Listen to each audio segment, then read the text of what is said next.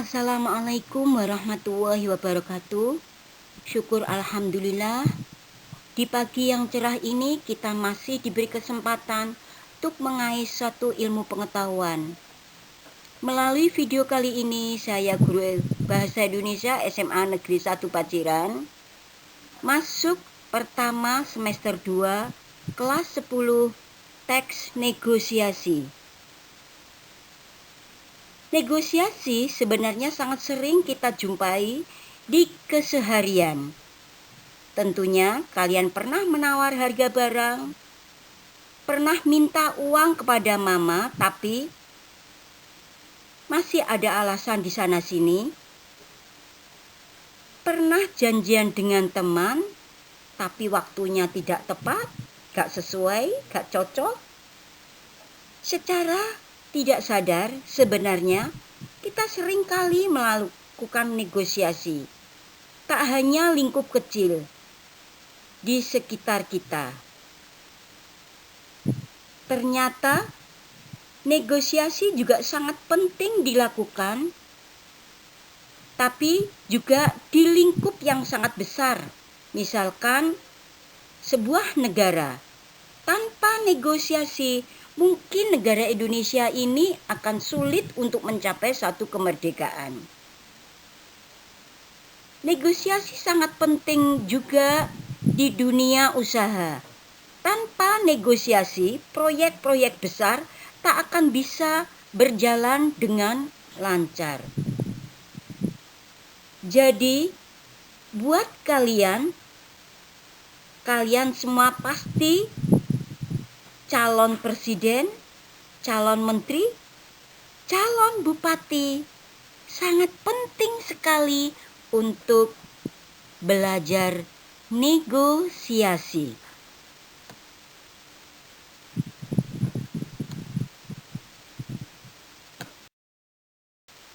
Baik, langsung saja kita masuk pada materi negosiasi. Jangan lupa dicatat, buat peta konsep agar kalian mudah untuk memahami. Teks negosiasi adalah bentuk interaksi sosial yang berfungsi untuk mencapai kesepakatan di antara pihak-pihak yang mempunyai kepentingan yang berbeda.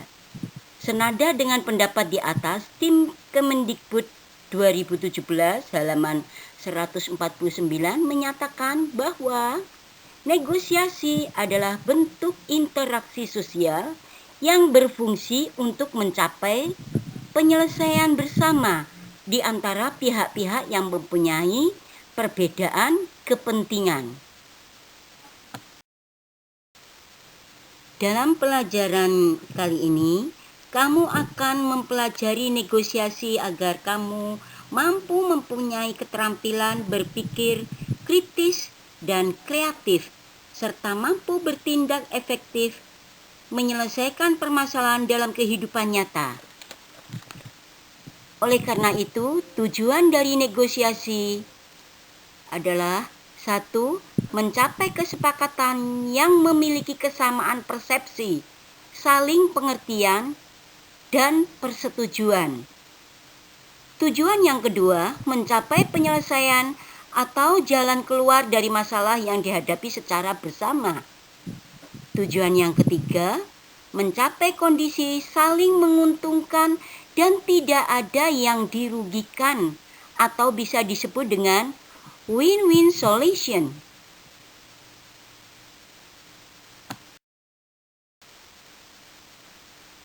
Untuk mengetahui apakah sebuah teks tersebut ke dalam negosiasi atau bukan, kamu harus mengetahui batasan teks negosiasi. Untuk itu, ciri-ciri dari negosiasi adalah sebagai berikut. Yang pertama, terdapat partisipan, pihak yang menyampaikan pengajuan dan pihak yang menawar dalam negosiasi. Yang kedua, terdapat kepentingan yang berbeda dari pihak yang terlibat. Yang ketiga, berisi pengajuan dan penawaran dari pihak yang memiliki kepentingan yang berbeda.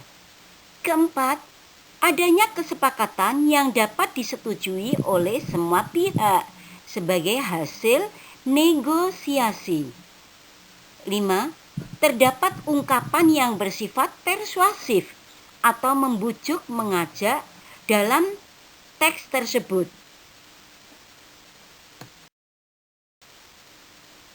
Adapun struktur teks negosiasi, pertama, orientasi.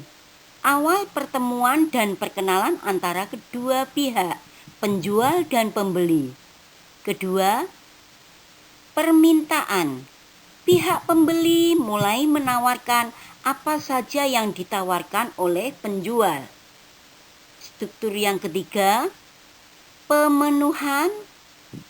Tahap atau langkah yang lebih maju dari tahap permintaan, pembeli mulai mengamati dan menanyakan hal-hal lebih lanjut yang berhubungan dengan barang atau jasa yang ditawarkan oleh pihak penjual.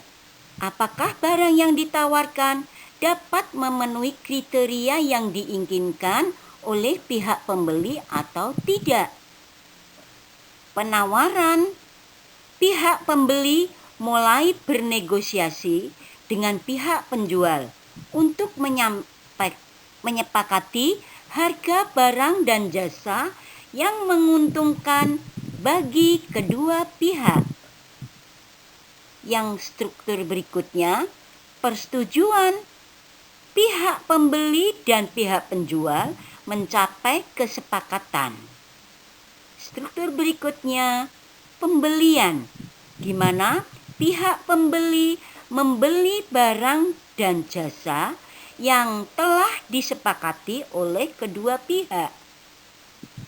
Terakhir, struktur negosiasi, adanya penutup, seperti halnya ungkapan salam, ungkapan terima kasih yang dapat menutup sebuah aktivitas negosiasi supaya bisa dilanjutkan hari esok.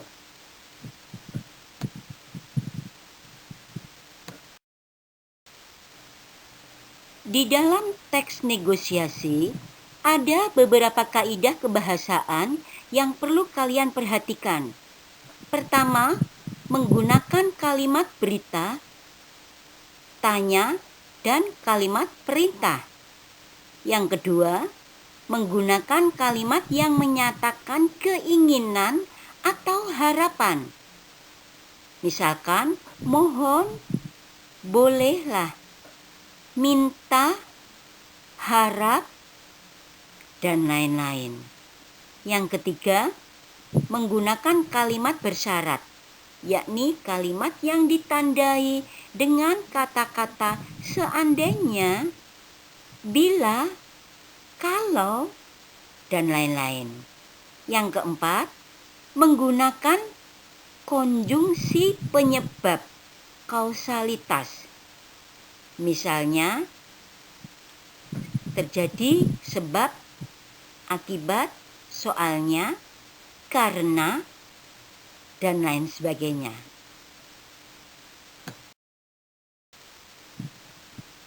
Ada 3 pola di dalam penulisan teks negosiasi. Yang pertama, teks negosiasi dialog, yaitu penyajian teks negosiasi dalam pola ini diwujudkan dalam bentuk dialog menggunakan kalimat langsung.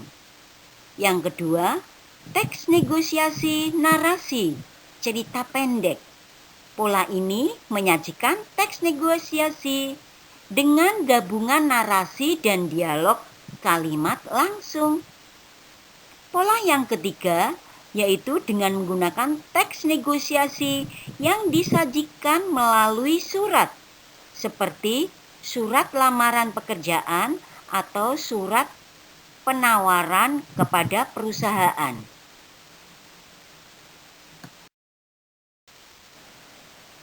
Adapun jenis-jenis teks negosiasi terbagi menjadi 3 bagian. Yang pertama, negosiasi berdasarkan untung rugi negosiasi. Berdasarkan untung rugi terdiri dari A. Negosiasi menghindari konflik. lose-lose. B. Negosiasi kolaborasi, win-win. C. Negosiasi akomodasi, lose with. E. Negosiasi dominasi, win-lose. Yang kedua, negosiasi berdasarkan situasi negosiasi. Berdasarkan situasi dapat dibagi menjadi beberapa jenis di bawah ini. Negosiasi yang bersifat formal, negosiasi yang bersifat non-formal, atau negosiasi informal. Jenis yang ketiga yaitu negosiasi berdasarkan jumlah negosiator. A. Negosiasi dengan pihak penengah. B. Negosiasi tanpa pihak penengah.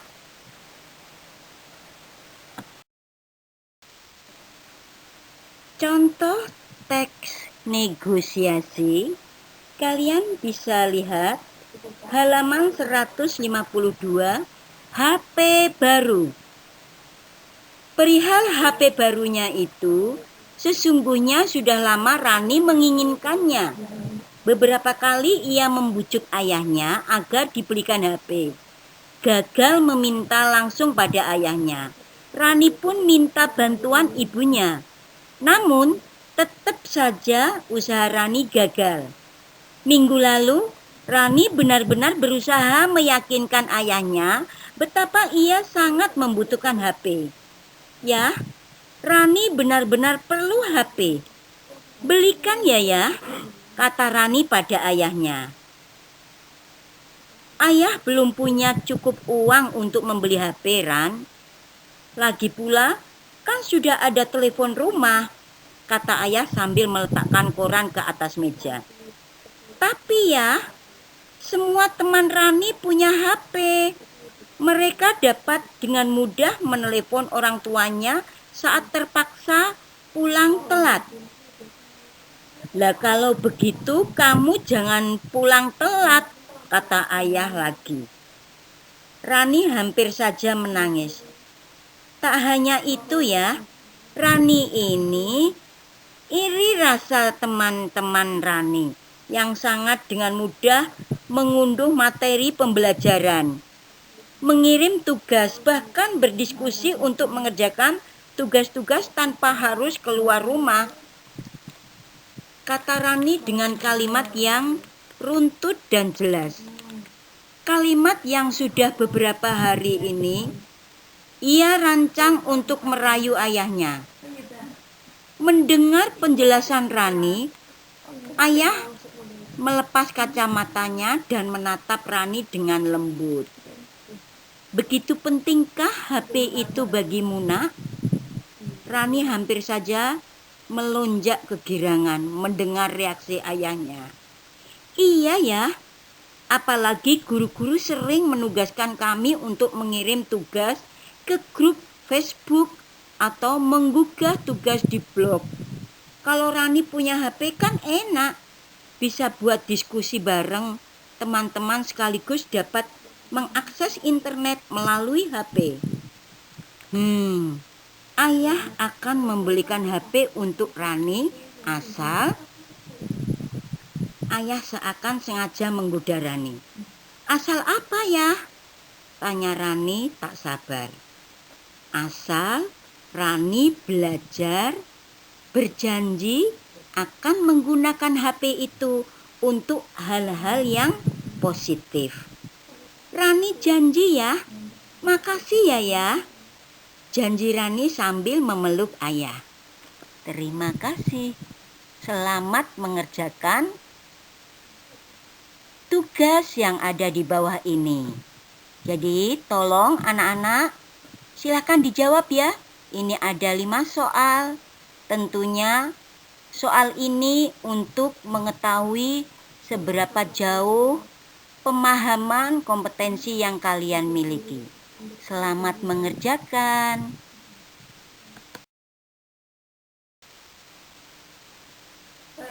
Tak terasa terasa waktu telah berlalu. Jangan lupa tentunya kalian sudah mencatat ya, apa itu negosiasi, ciri-cirinya, maksud dan tujuannya, polanya, cara pembuatannya, jenis-jenis negosiasi. Bila kurang jelas, bisa kalian tanyakan.